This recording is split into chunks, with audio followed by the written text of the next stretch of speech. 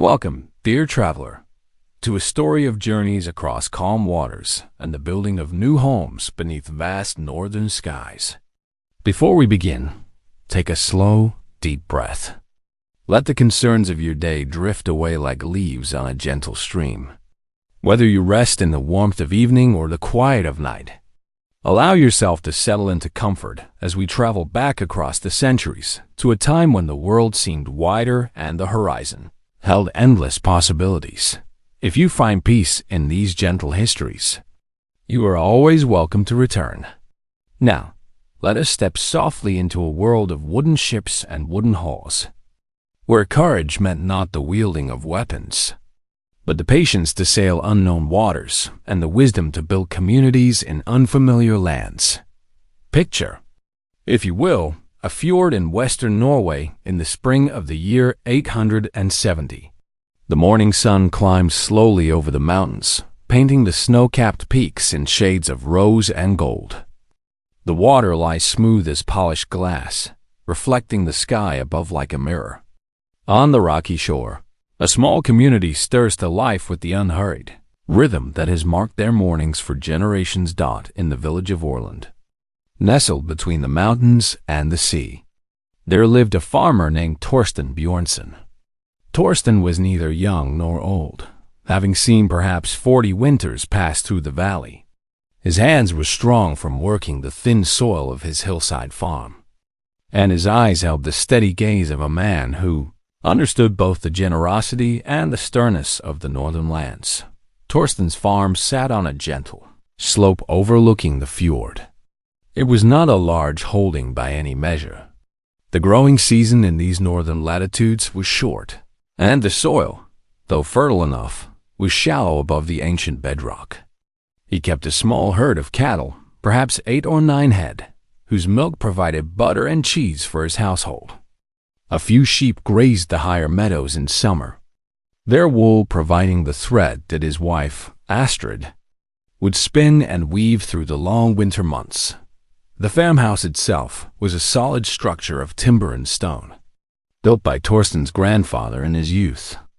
The walls were thick, chinked with moss and clay to keep out the winter winds.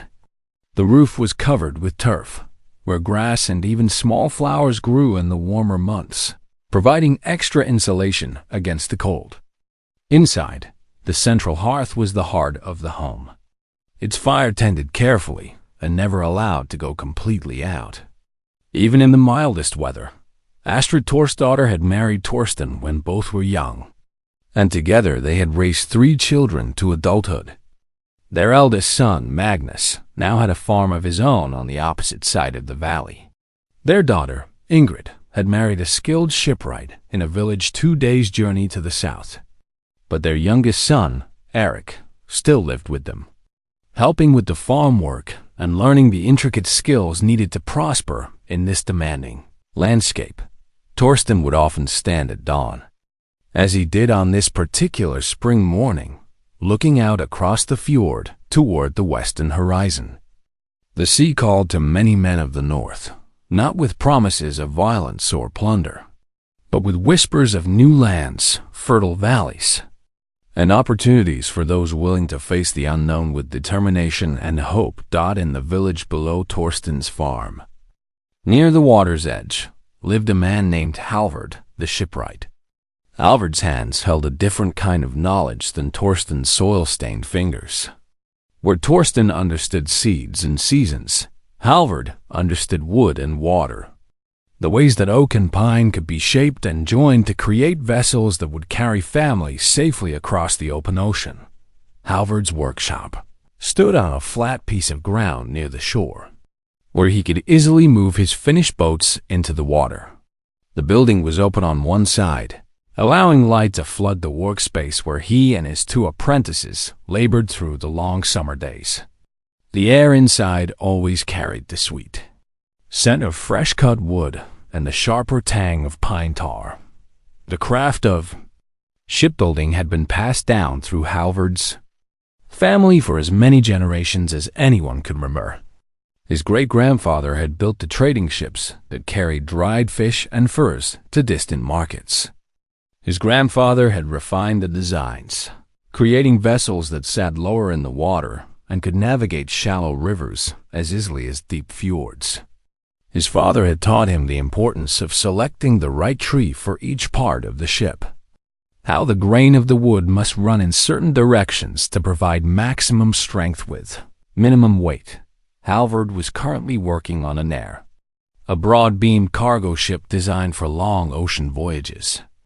Unlike the sleeker vessels used for coastal trading, the Nair was built to carry families, livestock, tools, and supplies to new settlements across the Western Ocean. The ship was perhaps 50 feet in length, with a beam of nearly 15 feet, providing stability in rough seas and ample room for cargo. The construction of such a vessel was a meditation in patience and precision. Each plank had to be carefully shaped and fitted to the one below it, overlapping in the distinctive clinker-built style that gave Norse ships their characteristic flexibility and strength.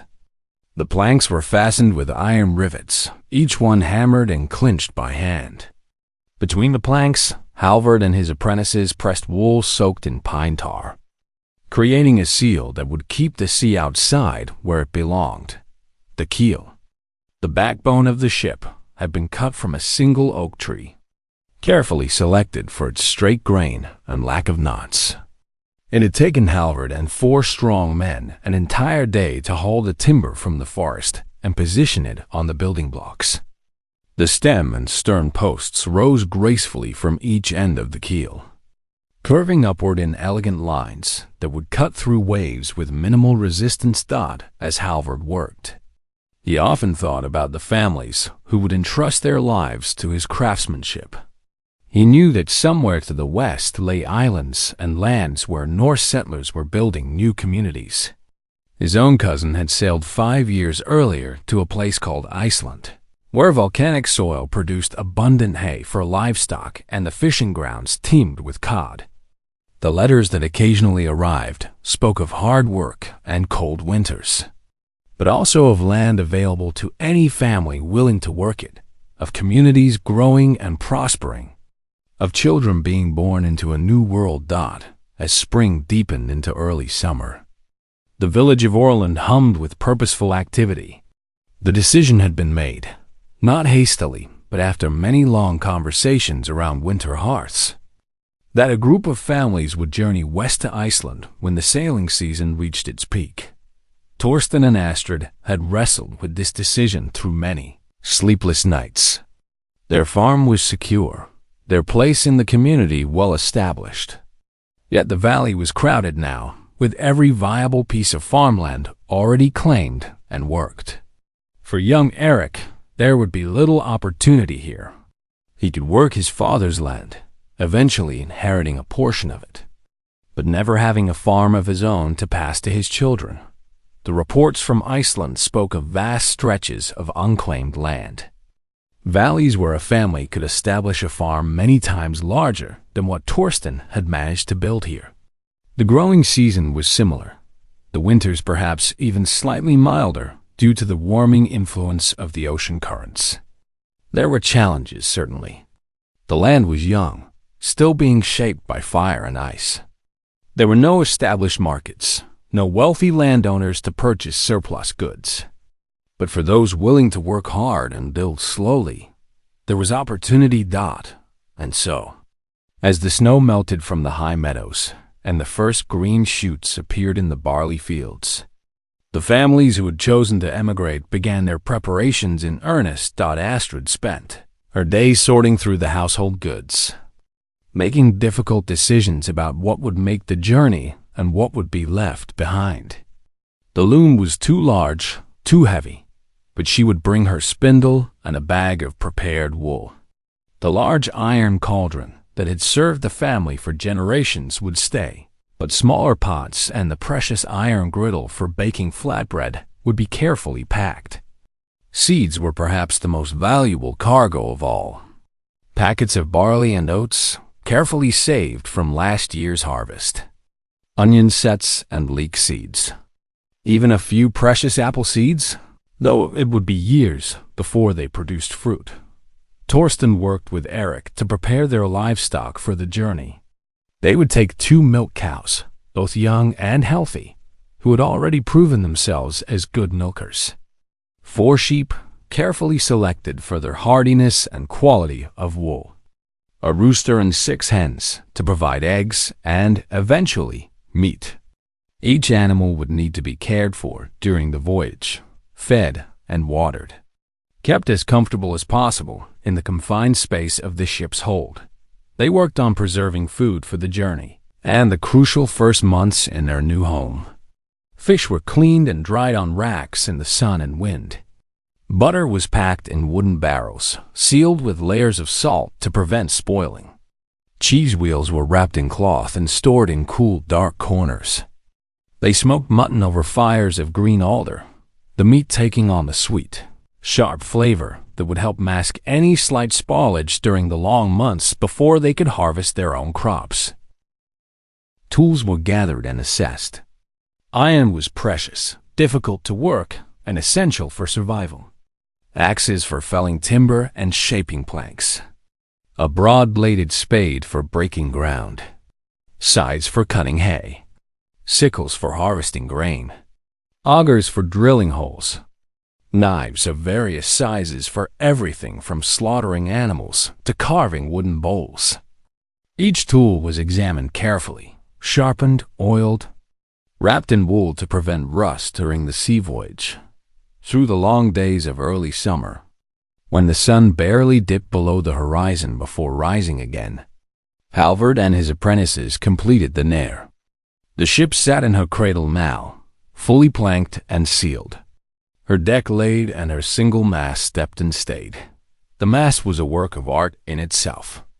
A single pine tree that had been carefully selected, cut, and shaped. It stood perhaps 30 feet tall, tapering from a thick base to a narrower top where the wooden pulley for the halyard was secured. The sail, woven from wool by many hands in the village, was a natural undyed color, thick and heavy. When properly set, it would catch the wind and drive the ship westward across the ocean at a pace that still seemed miraculous to those who remembered when all travel had been accomplished by oars alone. The ship had no seats for rowers. No need for them. The Nair was designed to sail, to harness the wind for propulsion, reserving human strength for the work of sailing rather than the exhausting labor of rowing. There were oars aboard, certainly, long sweeps that could be used to maneuver in tight quarters or move the ship when the wind failed completely. But these would be used sparingly, only when truly necessary. Halvard walked around his creation one final time, checking every joint, every rivet, every seam. His experienced eye caught a place where the tar needed another application, a spot where a rope chafed against the wood and would need a leather guard. These small details could mean the difference between a safe voyage and disaster at sea. He took his time, making notes, directing his apprentices to address each minor issue before the ship was launched. The launching itself was a community event, drawing virtually everyone in the village down to the shore. Strong poles were positioned under the keel, and dozens of men took hold of ropes. Slowly, carefully, amid much shouting of directions and warnings, the ship moved down the gentle slope toward the water. There was a collective holding of breath as the bow touched the water, then a cheer as the ship floated free, settling into her element with the grace of a swan. Halvard watched from the shore, his heart swelling with the quiet pride of the craftsman. The ship sat properly in the water, her lines fair, her trim balanced. He had done his work well. Now it was up to the ocean and the skill of those who would sail her dot as midsummer approached. The ship rode at anchor in the calm waters of the fjord, and the families who would make the journey worked with intensified purpose. There were 7 households in all who had decided to seek their fortune in Iceland, comprising 32 souls ranging from infants to grandparents. Besides Torsten's family, there was Olaf the potter and his wife Sigrid, along with their 4 children. Olaf's hands knew the mysteries of clay, how to shape it and fire it to create vessels that would hold water and withstand heat. In the new land, his skills would be invaluable, for while wood could be carved and metal worked, only pottery could provide certain necessities for food storage and cooking. There was Gunnar, a young man not yet married, whose skills lay in working with leather. He could tan hides, cut and sew them into boots, belts, saddles, and 1,000 other items that made life possible. His elderly mother, Ranveig, would come with him, for neither would leave the other behind. There was Bjorn the smith, a short, powerfully built man whose knowledge of metalworking made him perhaps the most valuable member of the expedition. He would bring his tools, his precious store of iron and steel, and most importantly, his knowledge of how to locate and smelt bog iron, which could be found in wetlands and would provide the raw material for creating new tools in their new home. There was Leif, a man skilled in the ways of animals, who could diagnose their illnesses and often cure them. He would bring not only his knowledge, but also his collection of herbs and his recipes for poultices and tonics that could treat both beast and human. There was Sten, a carpenter whose understanding of timber framing and woodworking complemented Halvard's shipbuilding skills, while Halvard would remain in Orland, practicing his craft. Sten would bring his knowledge of building houses, barns, and all the wooden structures a settlement would need. And there was Frida, a widow with 2 half-grown children, who had no particular craft, but was known throughout the valley as a woman of exceptional common sense and fairness. It was quietly understood that Frida would likely serve as a mediator and informal leader among the settlers, her judgment valued by all who knew her. These families worked together now, combining their resources and sharing the burden of preparation. The ship could carry perhaps 15 tons of cargo, and every pound had to be carefully considered. Too little, and they would suffer hardship in the new land. Too much, and the ship would ride dangerously low in the water, vulnerable to swamping in heavy seas. They loaded barrels of preserved fish, carefully sealed to keep out moisture, wheels of hard cheese, which would keep for many months, sacks of dried peas and beans, barrels of butter packed in brine, salt, that most precious of preservatives, honey, both for sweetness and for its medicinal properties, flour ground from the previous year's grain, enough to last until they could harvest their own crops.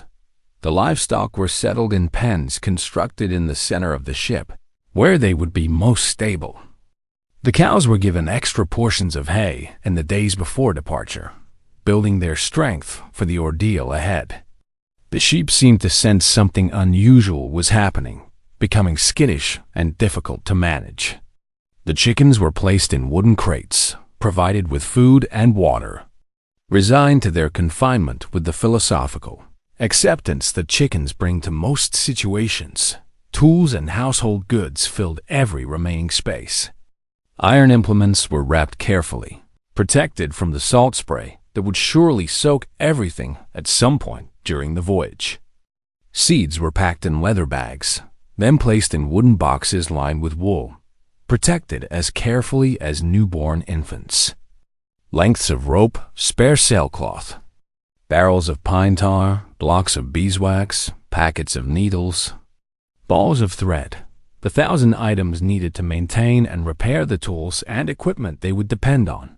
The chosen day for departure arrived with a clear sky and a steady breeze from the east. The farmers of Orland knew their weather. This wind would carry the ship out of the fjord and into the open ocean, where they would turn north along the coast. Before striking out across the water toward Iceland, the entire village gathered at the shore in the early morning light. There was no great ceremony, no speeches or formal farewells. The Norse people were not given to elaborate emotional displays, particularly in public. But there were quiet conversations, long embraces, the clasping of hands between friends who had known each other since childhood. Torsten stood with his eldest son, Magnus, finding it difficult to speak around the tightness in his throat. What does a father say when he knows he will likely never see his son again? The distance was not insurmountable. Ships sailed between Iceland and Norway regularly. But life was uncertain, voyages dangerous, and both men knew that this parting might well be permanent. "The farm is yours now," Torsten finally said, his voice rough. "You know the land, the good meadows, and the difficult patches. The irrigation channel needs clearing every spring. The stone fence on the north boundary needs repair." Magnus nodded, unable to meet his father's eyes. "I will care for it as you have," he said quietly. "And I will tell my children about their grandfather, who had the courage to seek a new life across the sea when other men would have stayed and accepted less." Astrid embraced her son. Her weathered face wet with tears, she did not bother to hide. She pressed a small package into his hands. "Your father's knife," she said. "It should stay with the farm. Keep it sharp. Keep it oiled. Pass it to your son when the time comes." Their daughter, Ingrid, had traveled from her home to bid them farewell. She stood now with her own young children, trying to explain to them that grandmother and grandfather were going on a long journey across the water. The children were too young to understand. Waving cheerfully, as if their grandparents were simply going to the next valley and would return before nightfall. Similar scenes played out across the shore as other families said their goodbyes. Frida's sister wept openly, clinging to her as if she could prevent the departure through sheer force of will. Bjorn the smith clasped arms with his brother, both men maintaining the stoic expressions expected of them, though their eyes betrayed their emotions. Finally, it was time. The families began boarding the ship, each person finding their designated place. The livestock were already aboard, secured in their pens. The cargo was lashed down, everything tied and secured against the motion of the sea.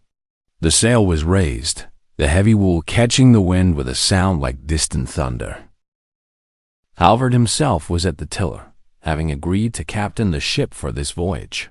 He had made the journey to Iceland twice before, carrying cargo, and knew the way. His son would manage his business during his absence.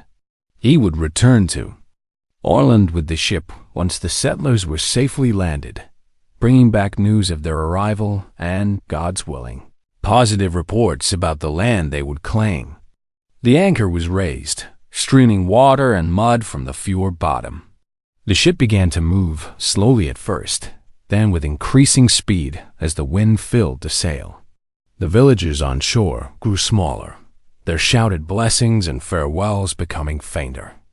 The mountains that had sheltered the valley of Orland for all of Torsten's life began to recede.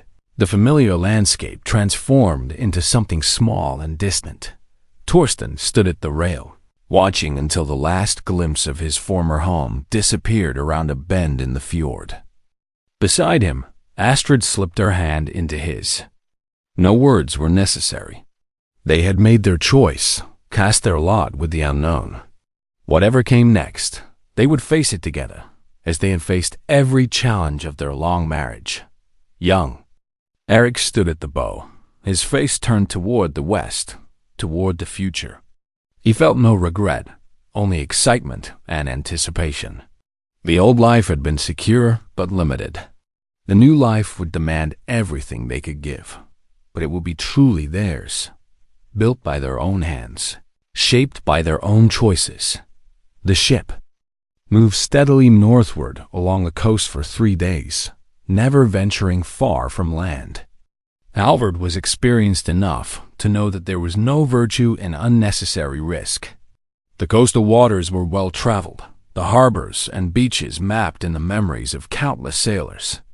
They anchored each evening in protected bays, allowing everyone to sleep on solid ground and the livestock to be taken ashore for grazing and water. On the 4th day, they turned west, leaving the coast behind. The mountains of Norway faded into the haze on the eastern horizon, and before them stretched only ocean, endless and gray-blue, rolling in long swells that lifted the ship and led. or fall again in a motion that would become as familiar as breathing. The first days of the open ocean voyage were the hardest for those unused to the sea. Many of the settlers became ill, leaning over the rail to empty their stomachs into the waves. Astrid was among them, her face pale, her body weak. Torsten stayed beside her, holding her steady, bringing her sips of water, speaking quietly of the land they would find, the home they would build. But the human body is remarkably adaptable, and by the third day of open ocean sailing, most had found their sea legs. The constant motion became normal, even comforting. The family settled into the routine of the voyage, each day blending into the next in a peaceful monotony. Mornings began with tending to the livestock. The cows were milked, though the motion of the ship made this a challenging task requiring patience and sometimes two people to manage. The chickens were fed and watered, their eggs collected, a luxury that brought variety to the shipboard diet. The sheep required little care, content to huddle together and endure. The humans ate simply. Dried fish torn into strips and softened with water. Hard bread, baked before departure and now tough as wood, but nourishing. Cheese carefully rationed. Once each day, if the sea was calm enough, someone would light a small fire in a sandbox on deck, enough to heat water for porridge or occasionally to cook a more elaborate meal. Water was rationed carefully. Each person received a measured amount. Each day, barely enough for drinking, none to spare for washing. The spray from the waves provided unwelcome baths, leaving everyone sticky with salt. Clothes became stiff with the salt, uncomfortable against the skin, but there was nothing to be done about it. The children, after the initial strangeness wore off, treated the voyage as a grand adventure. They played games, inventing stories about sea monsters and distant lands. Frida's son, a boy of perhaps 10 years, became fascinated with sailing and could often be found watching Halvard at the tiller, asking endless questions about navigation and the behavior of ships in different seas. The adults talked, sharing stories and plans. Torsten and Sten spent hours discussing the design of the buildings they would construct. What size would be practical? How thick should the walls be? What angle should the roof have to best shed? The rain and snow? These were not idle conversations, but serious planning sessions, for the decisions they made would affect their survival through the coming winter. Bjorn the smith cleaned and oiled his tools, checking each one, explaining to anyone who would listen how he would go about setting up a proper forge in the new land. First, he would need to locate bog iron, which could be found in marshy areas. Then, he would need to construct a furnace, which would require certain types of stone. Then he would need to produce charcoal, which meant finding the right kinds of wood. Olaf, the potter, talked about the clay he hoped to find, explaining to the find children how you could tell good clay from poor, how it should feel in your hands, how different additives could change its properties. He would need to build a kiln, he explained, which was a sort of oven that could become much hotter than any cooking fire. The children listened, fascinated, asking questions that Olaf answered with endless patience. At night, if the weather was calm, they would gather on the deck after the evening meal. Someone would tell stories, the old tales that everyone knew but never tired of hearing. Tales of the gods and their adventures, tales of heroes and their great deeds. Tales of clever farmers who outwitted trolls, of brave women who defended their homes, of children who became great leaders. Leif, the animal healer, had a gift for storytelling, and his versions of the familiar tales were always slightly different, embellished with details that made them fresh and engaging. He would lower his voice dramatically at the frightening parts, causing the children to press closer together. He would raise it in triumph at the moments of victory, drawing cheers and applause. The nights were never truly dark, for they were sailing in high summer when the sun barely set. The sky would fade to a deep twilight, but never to full darkness. This was unsettling at first, for people were accustomed to the rhythm of day and night, to the darkness that signaled time for sleep. But they adapted, as humans always do, learning to rest despite the perpetual twilight, using blankets to cover their faces and block out the pale light. Days passed into weeks as the ship plowed steadily westward. The wind was generally favorable, though there were periods of calm when the sail hung slack and the ship made little progress. During these times, Halvard would have the men row, not to make great distance, but simply to maintain some forward motion and keep everyone's spirits up. There were periods of rough weather, when the waves grew taller and the ship climbed their faces and plunged into their troughs, with motion that left everyone clinging to whatever solid object was nearest. During these times, the sail would be reefed, reducing its area to prevent it from being torn by the wind. The ship would slow, but she rode more easily, climbing each wave and settling into each trough with the resilient flexibility that made Norse ships so seaworthy. The settlers learned to trust the ship and Halvard's skill. The vessel might roll, alarmingly, might seem to be climbing waves that looked impossibly steep, but she always rose to the challenge, always shed the water from her deck, always answered to the tiller. This was what she had been built for, this dance with the ocean, and she performed it beautifully. During the roughest weather, the livestock suffered. The cows would low mournfully, their eyes showing white with fear. The sheep pressed together, in a tight mass, seeking comfort in each other's presence.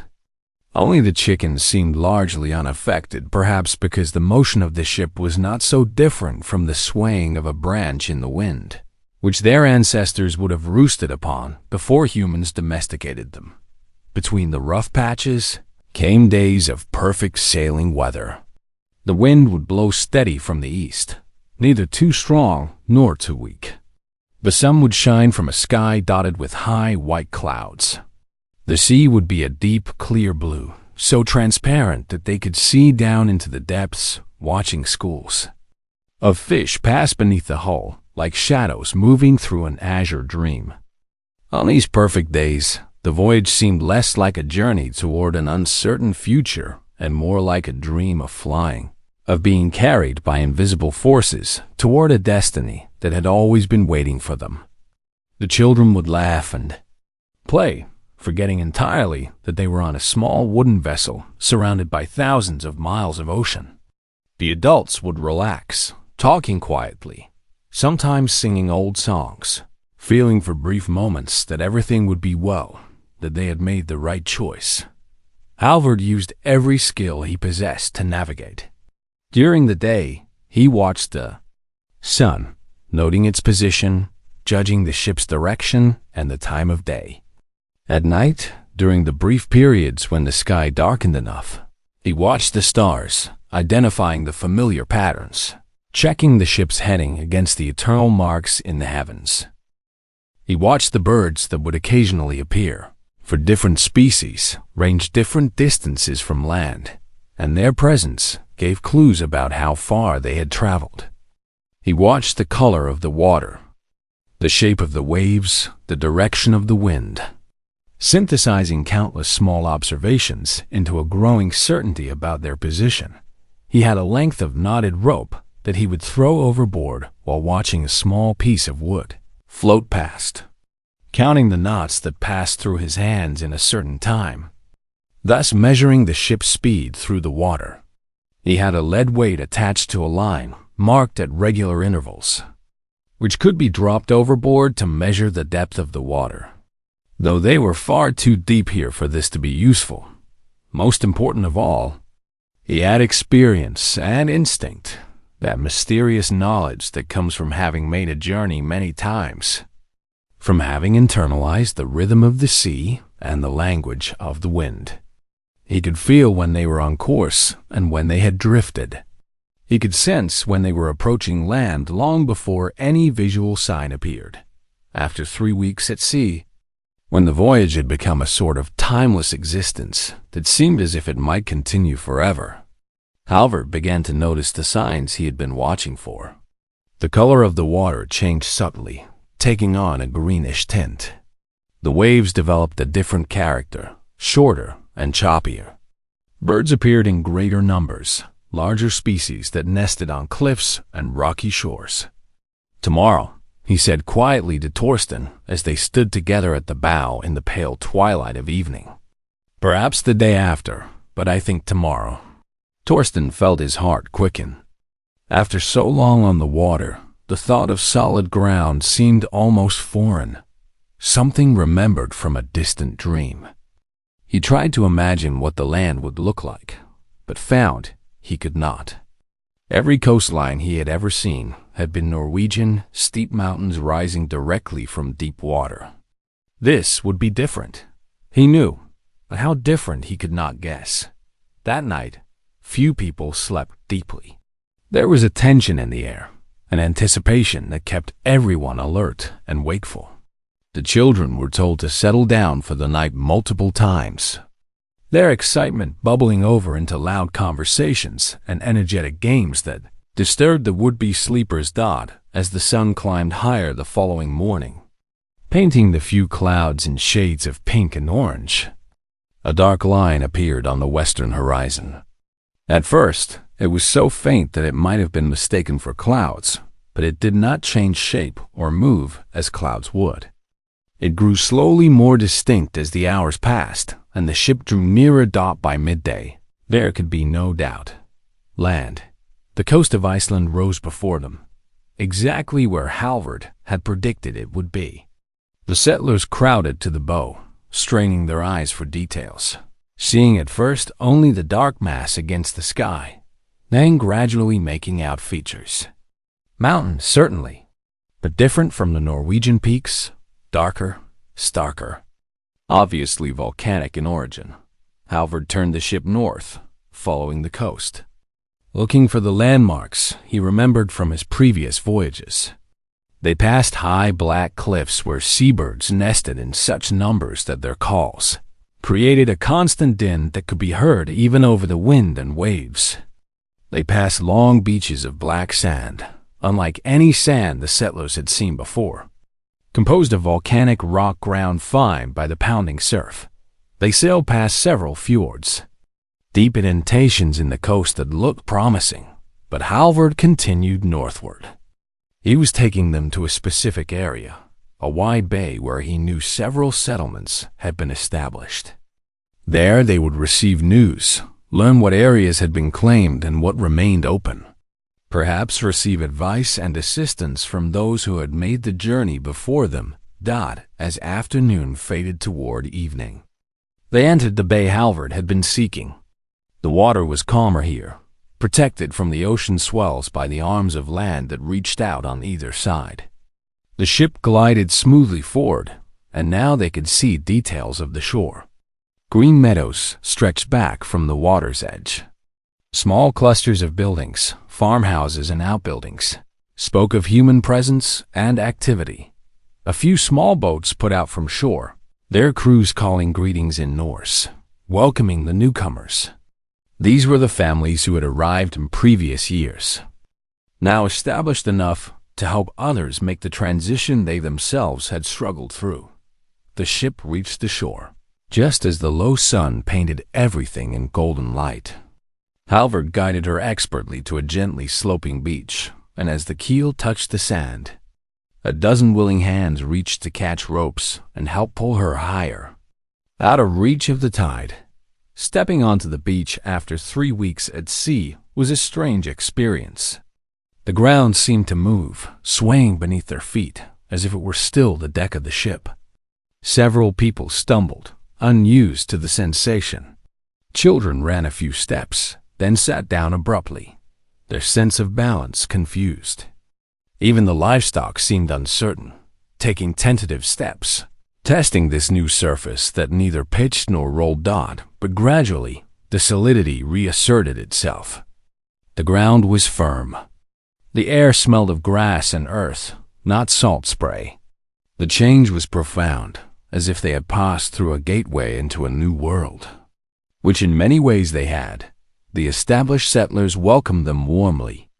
offering fresh water from a nearby spring, food prepared on shore. The comfort of hospitality to the travel-weary. There was roasted mutton, vegetables that had been grown in Icelandic soil, flatbread baked that very morning. To the new arrivals, who had been living on preserved foods for weeks, this meal tasted like the finest feast that evening, as they sat around fires on the beach. The new settlers peppered their hosts with questions. What was the land like? What challenges would they face? Where were the best areas for claiming new farms? The established settlers answered patiently, sharing their hard-won knowledge. The growing season was short but sufficient for barley and oats, if you planted early and harvested late. The volcanic soil was surprisingly fertile in many areas, producing abundant hay for livestock. The winters were not as severe as in Norway, thanks to the warming effect of the ocean. But the wind could be fierce and constant, requiring sturdy construction of all buildings. There were challenges unique to Iceland. The land was geologically active, with earthquakes occurring regularly. Hot springs appeared in many areas, which could be useful for heating water, but could also be dangerous. Some areas had volcanic activity, and it was wise to claim land away from the active volcanoes. Trees were scarce, a surprising contrast to the heavily forested mountains of Norway. There was some birch and willow in sheltered valleys, but nothing like the great forest they had left behind. This meant that timber would be precious, used sparingly, with turf and stone serving for most construction, but there was also much to encourage them. Fish were abundant in the coastal waters and rivers.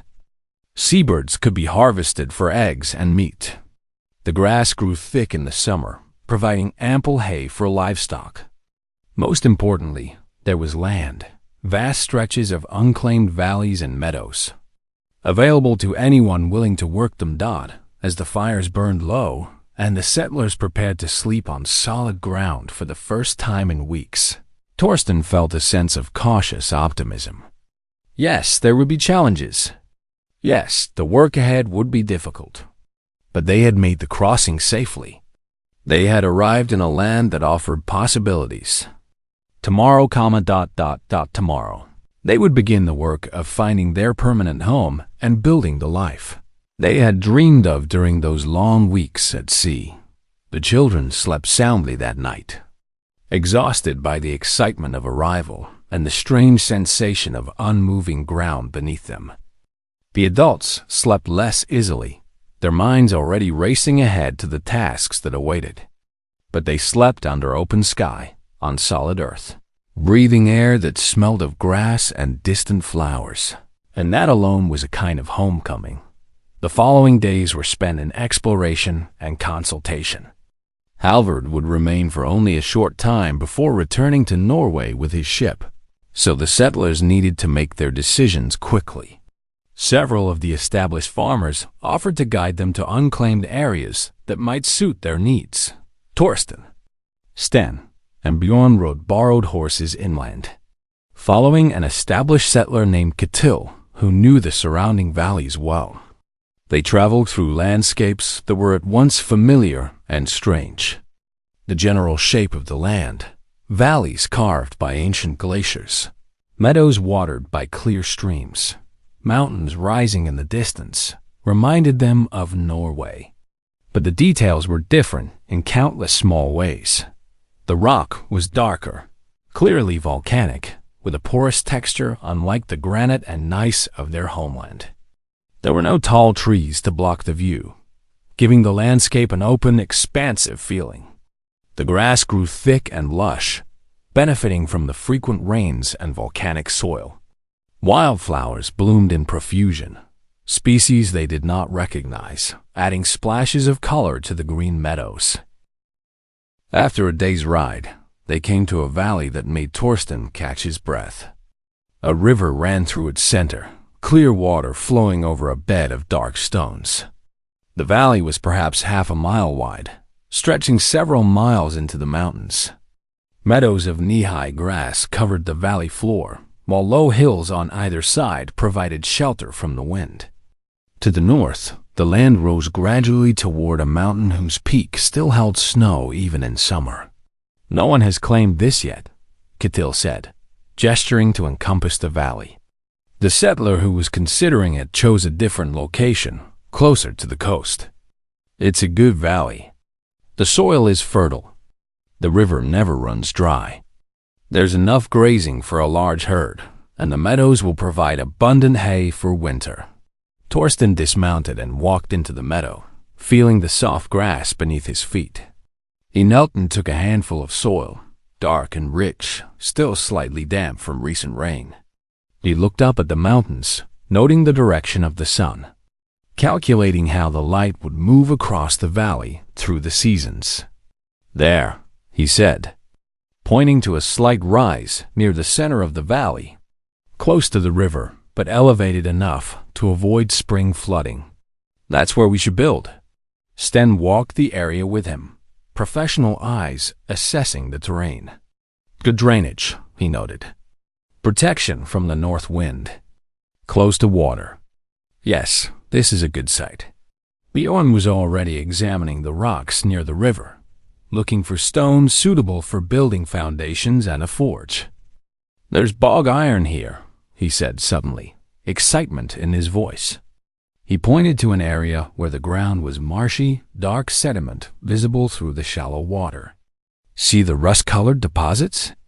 That's what we need. We can mine it, smelt it, make everything we need." The three men looked at each other, and without speaking, they all knew. This would be their home. Chapter 12.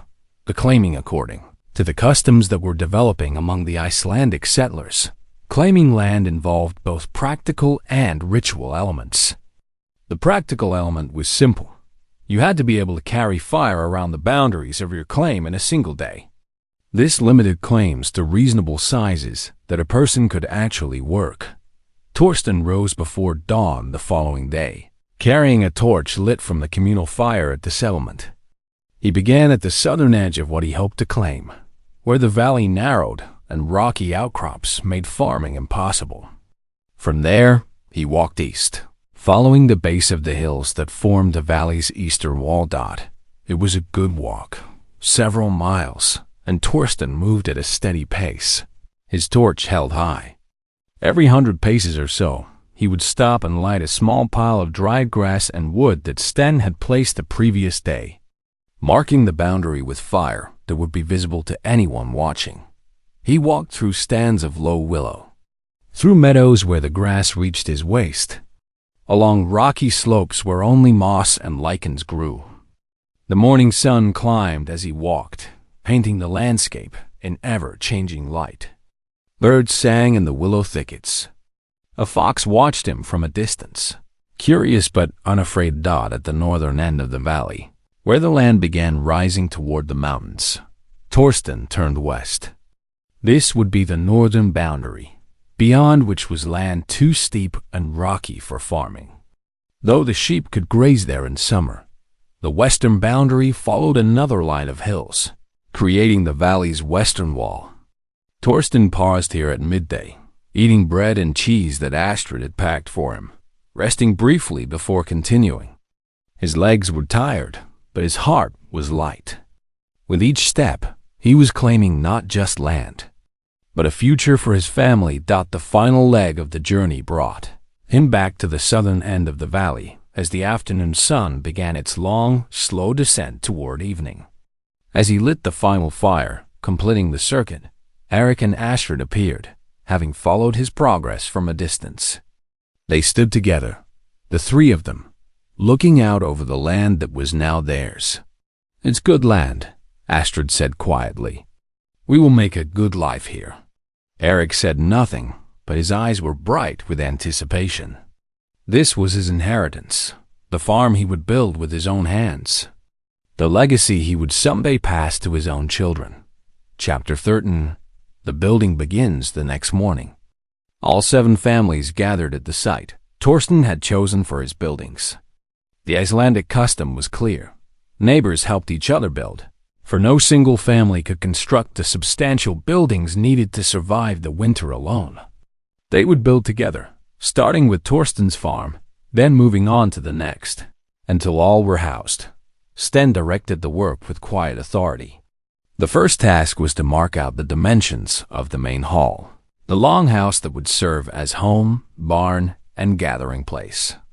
It would be large, perhaps 60 feet in length and 20 in width, enough space for the family's living quarters at one end and shelter. For the livestock at the other. The foundation was crucial. They dug a shallow trench following the outline of the building, then filled it with stones from the river, creating a stable base that would keep the wooden sills above the damp ground. This was back-breaking work, carrying stones, fitting them together, ensuring the foundation was level and solid. While some worked on the foundation, others went in search of timber. Wood was scarce, but there were birch trees in a sheltered valley a few miles distant. Catil had shown them the place, where the trees grew tall enough to provide beams for the roof structure. They felled the trees carefully, selected for straightness and strength, then trimmed them and hauled them back to the building site using borrowed horses. The walls would be built primarily of turf, cut in blocks from the meadow. This was the traditional method in Iceland, where timber was too precious to use for walls. The turf blocks were like bricks, each perhaps 2 feet long, 1 foot wide, and half a foot thick. They were surprisingly heavy, dense with roots and soil, but they created walls that were tremendously insulating, keeping warmth in during winter and heat out during summer. Cutting the turf required special tools and technique. You needed a very sharp spade to cut clean blocks that would stack properly. The blocks were laid like bricks, each course staggered so the joints didn't align, creating a strong, stable wall. The interior face of the wall was lined with wood planking, creating a smooth surface and additional insulation. The exterior face was left exposed, and grass would continue to grow on the blocks, creating a living wall that would last for generations if properly maintained. The work fell into a steady rhythm. Some cut turf. Others carried it to the building site. Some laid the blocks, carefully fitting each one, maintaining level as the walls rose. Sten supervised, checking measurements, ensuring corners were square and walls were plumb. The women worked alongside the men, for there was no time for false distinctions about men's work and women's work. Astrid helped cut turf, her strong arms wielding the spade with practiced efficiency. Frida organized the workers, ensuring everyone knew their tasks and had the tools they needed.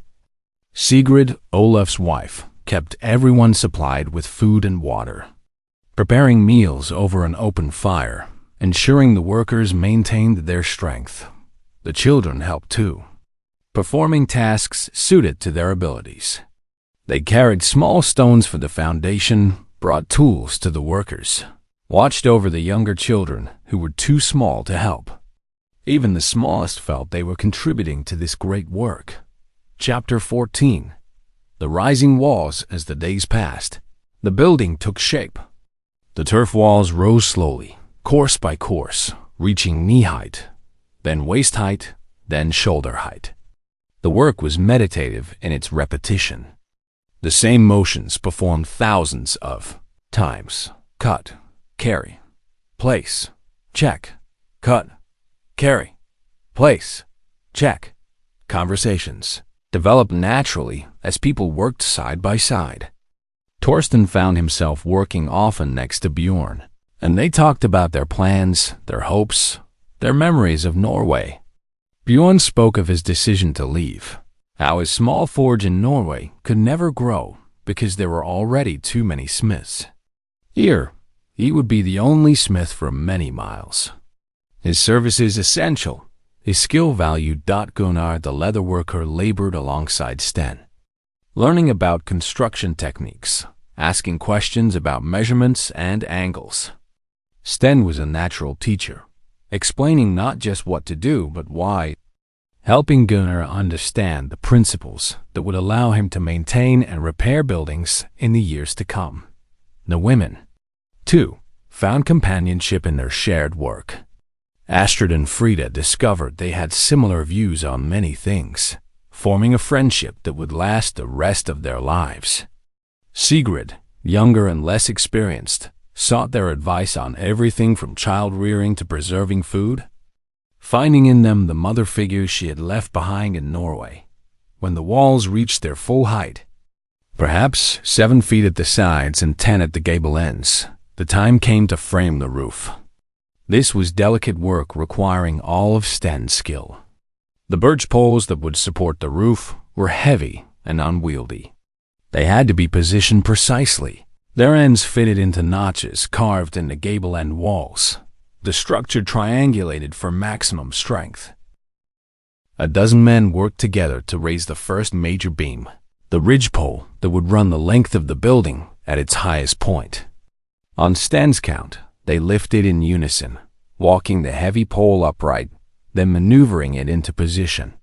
When it settled into its notches with a satisfying thunk, a cheer went up from the workers. More poles were added, creating a framework that would support the turf roof. The poles were spaced close together, for they would carry tremendous weight. Then, lighter wood was laid across the poles, creating a surface that would hold the turf. Over this went a layer of birch bark, carefully overlapped to shed water.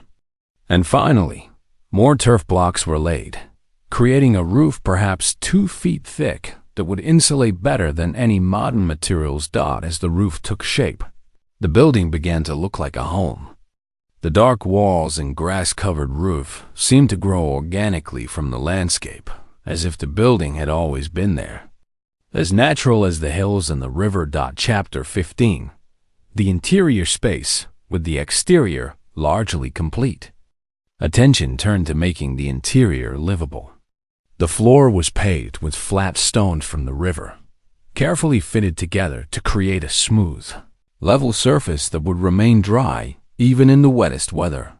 This was painstaking work, but essential, for the floor would bear constant traffic and needed to withstand decades of use.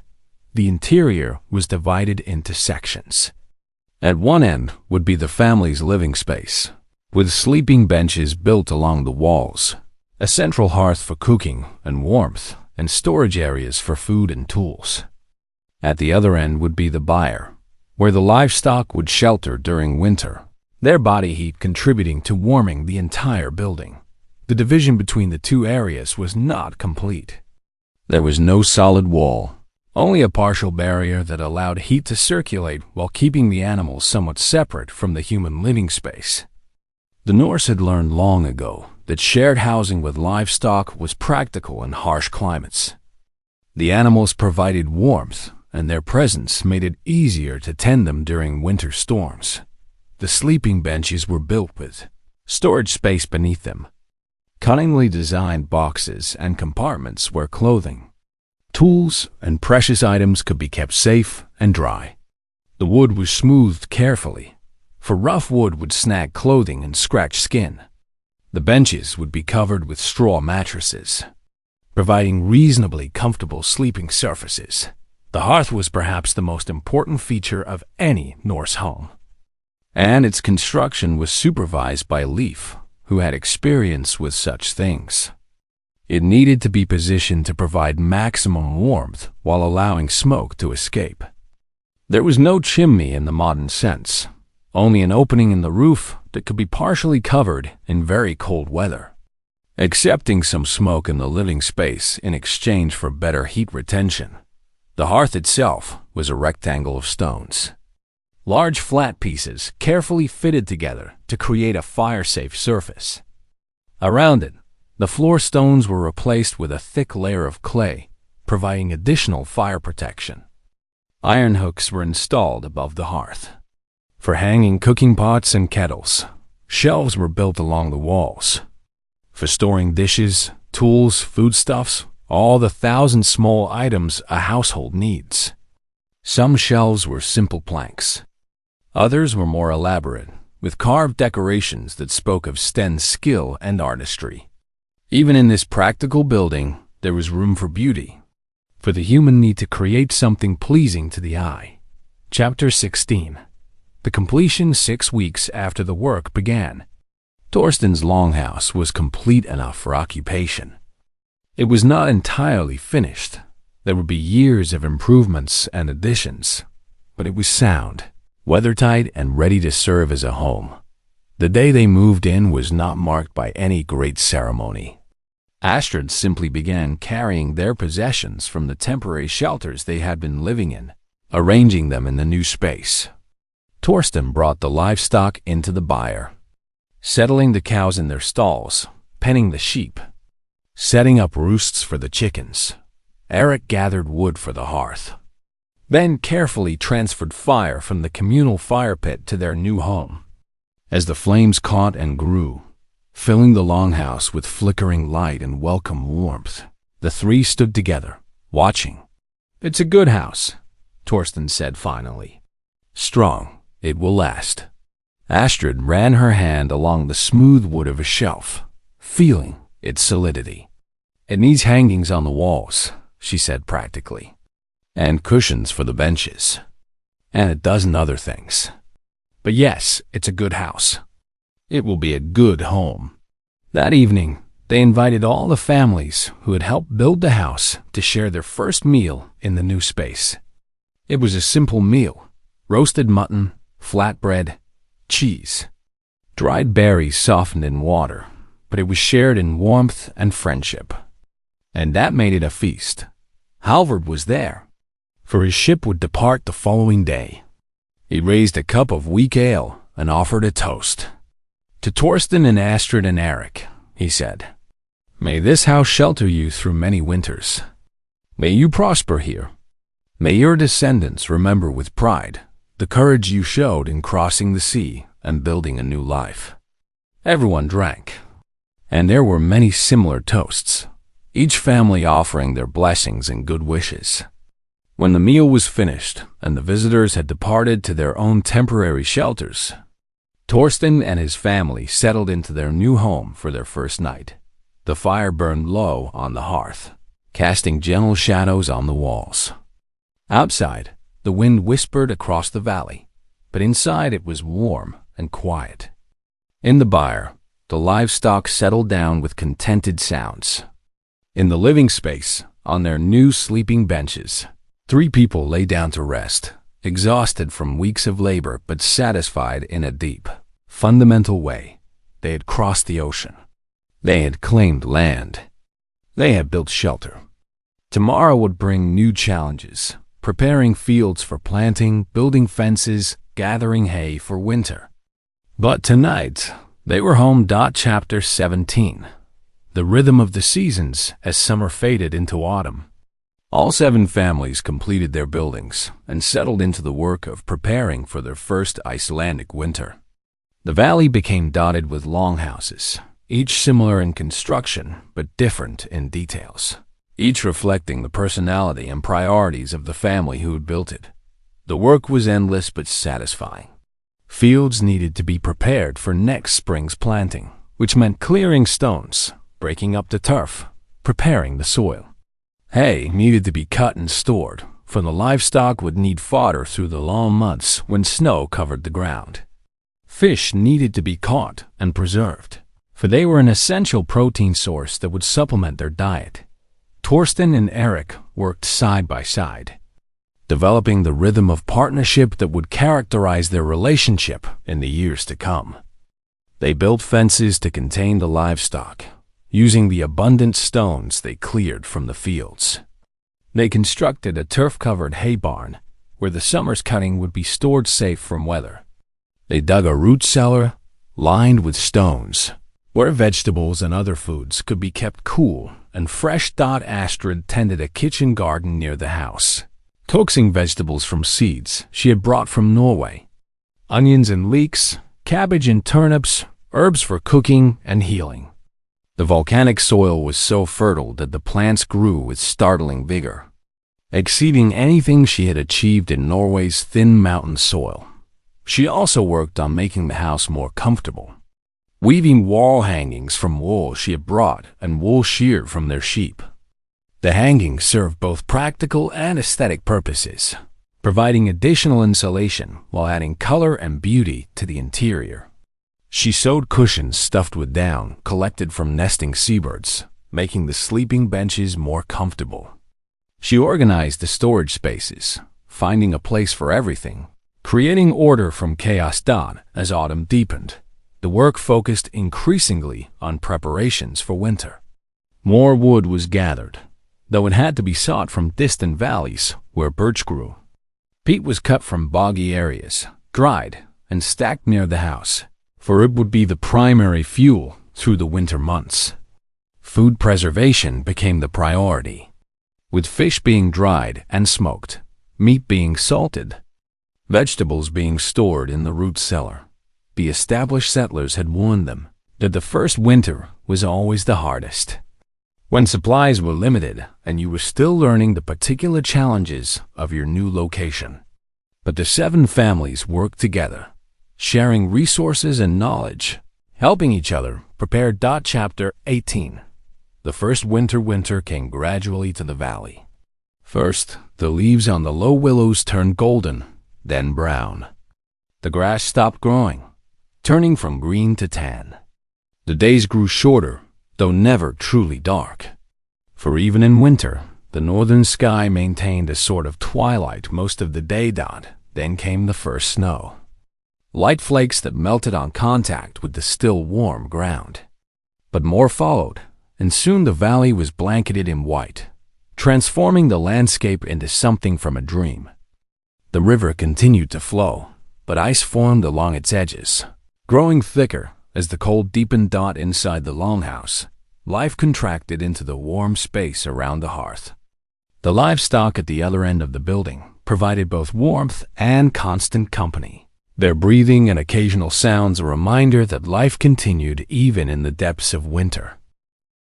The daily routine became simple and repetitive. Morning began with feeding the animals, milking the cows, collecting eggs from the chickens. Then, breaking fast with porridge or flatbread, perhaps some dried fish, tea made from herbs. Then the day's work, which in winter was often indoor tasks.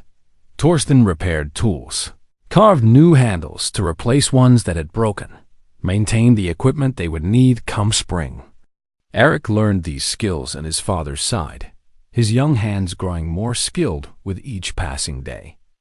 They talked as they worked, long conversations about farming, about plans for expanding their land, about the life they were building. Astrid spun wool into yarn, then wove the yarn into cloth on a simple loom Sten had helped her construct. The work was meditative, the shuttle passing back and forth, the cloth growing inch by inch. She sang old songs as she worked, teaching them to herself again, for in the business of summer she had almost forgotten them. In the evenings, when the work was done, they would gather near the hearth. Sometimes Torsten would tell stories, the old tales he had learned from his own father. Sometimes they would simply sit in companionable silence, listening to the wind outside, grateful for their warm shelter.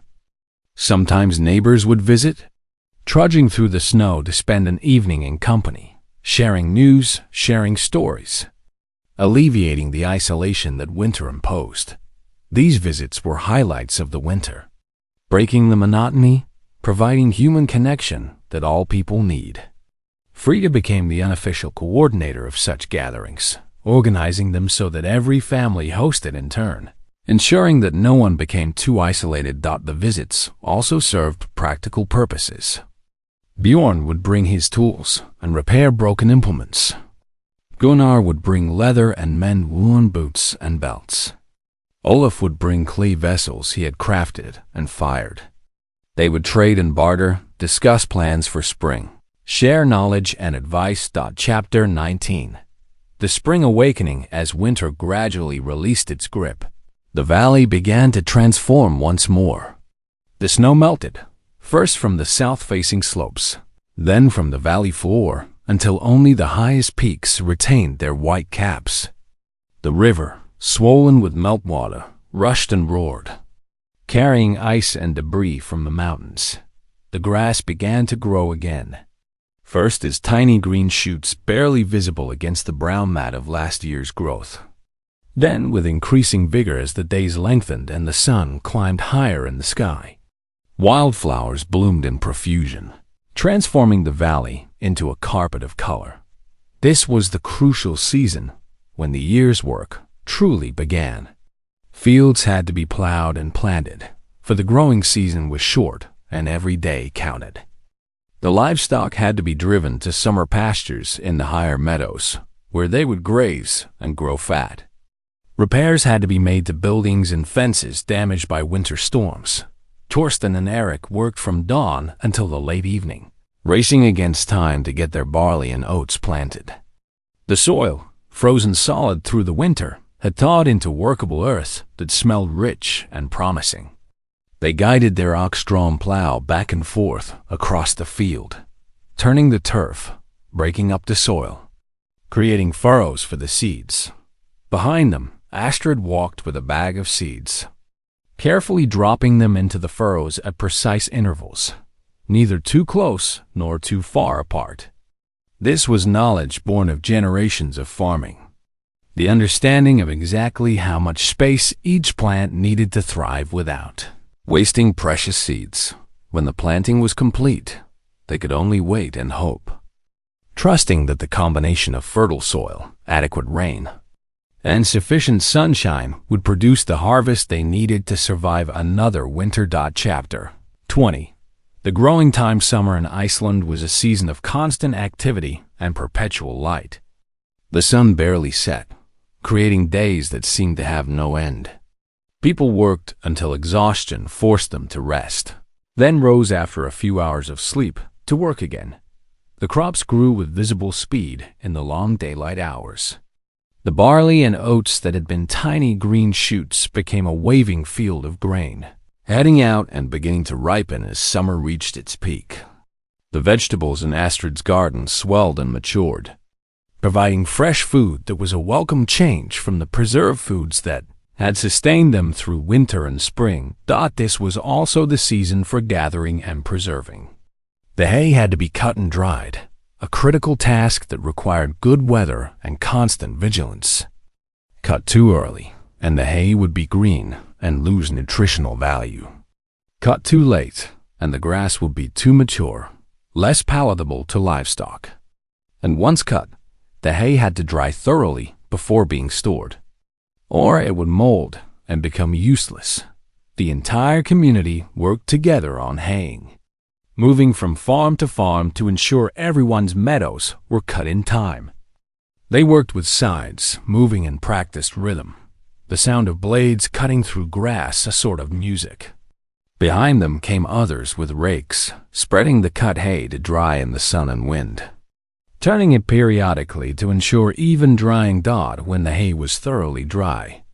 It was gathered into tall stacks near each farmstead, enough to feed the livestock through the coming winter.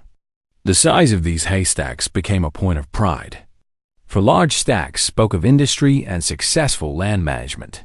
The fishing season was also at its peak, with the rivers full of salmon swimming upstream to spawn. Torsten and Eric built stone weirs across a tributary of the river, creating a trap where fish could be caught easily. They worked the weir daily, taking enough fish for their needs, but never so many that the run would be depleted. The salmon were cleaned and prepared in various ways. Some were eaten fresh, a luxury after months without fresh fish. Most were preserved for winter, dried on racks, smoked over fires, or pickled in barrels with salt and whey. Chapter 21. The first harvest as summer waned into autumn. The grain fields turned golden, and the time came for harvest. This was the moment everything had been building toward, the test of whether they could truly sustain themselves in this new land. Torsten stood at the edge of his barley field one morning, running his hand through the grain, checking its readiness. The kernels were hard and dry, the stalks strong and sturdy. It was time. The entire community gathered once again, for harvest, like planting and haying, was work best done together. They moved through the field with sickles, cutting the grain in handfuls, binding it into sheaves that would be stood upright to finish drying. The work was backbreaking, bending and cutting, hour after hour. but there was also joy in it, for the harvest was good. The volcanic soil had delivered on its promise, producing yields that exceeded what they could have achieved in Norway. When all the grain had been cut and shocked, they waited for it to dry completely, then threshed it by hand, beating the sheaves to separate grain from straw. The grain was winnowed, tossed in the air to let the wind carry away the chaff. What remained was precious beyond gold, food that would sustain them through another winter, proof that they could survive in this land. That evening, the entire community gathered at Torsten's longhouse for a harvest feast. It was not elaborate, for their resources were still limited, but there was fresh bread made from the new grain, roasted mutton, vegetables from the gardens, and most precious of all, a sense of accomplishment. They had done it. They had survived a year in Iceland. They had built their homes, planted and harvested crops, made it through a winter that, while cold, had not been as severe as feared. They had created the foundation of a new life as the second winter approached and the settlers prepared once more for the months of cold and darkness. Torsten found himself reflecting on the journey that had brought them here. It had been hard, certainly. The crossing had tested their courage. The building had tested their strength. The farming had tested their knowledge and adaptability. There had been moments of doubt, times when he wondered if they had made a terrible mistake, but there had also been moments of profound satisfaction. The feeling of holding seeds from his own harvest, knowing that his labor had produced them. The sight of his livestock, grown sleek and healthy on Icelandic grass. The comfort of sitting in a house he had built with his own hands, warm and secure despite the wind outside. Most of all, there was the knowledge that Eric would have opportunities here that would never have been possible in Norway. He would farm land of his own, raise his own family, build a legacy that would extend through generations.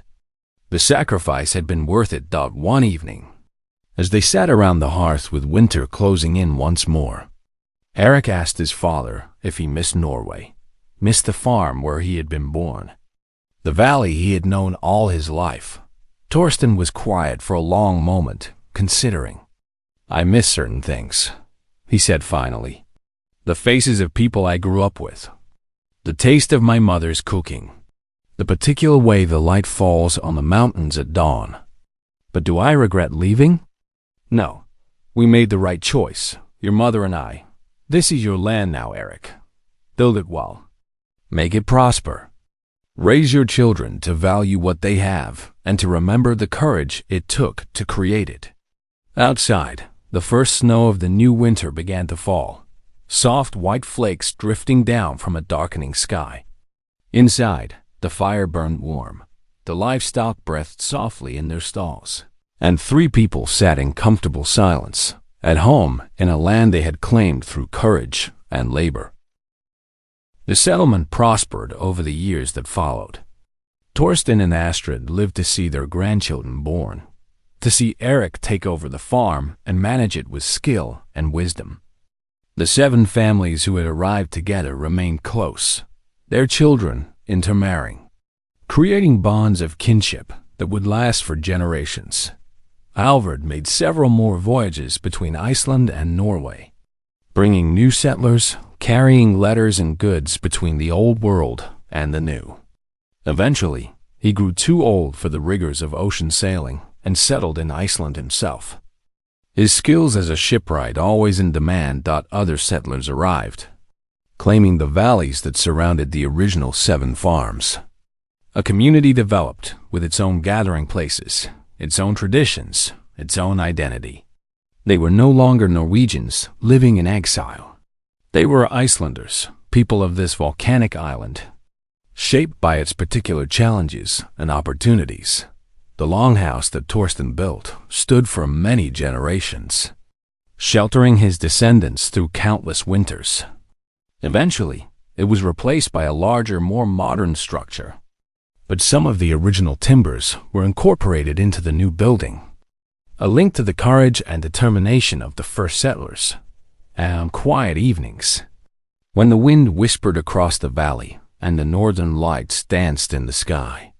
The people who lived there would sometimes tell stories of Torsten and Astrid and Eric, who had crossed the ocean to build a new life, who had turned an empty valley into a thriving farm, who had shown that with courage, hard work, and community, people could create home anywhere done and now.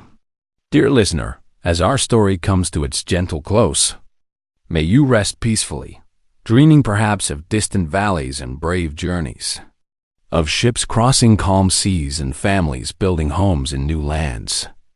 May your sleep be as deep as the ocean and as peaceful as a fjord on a windless morning.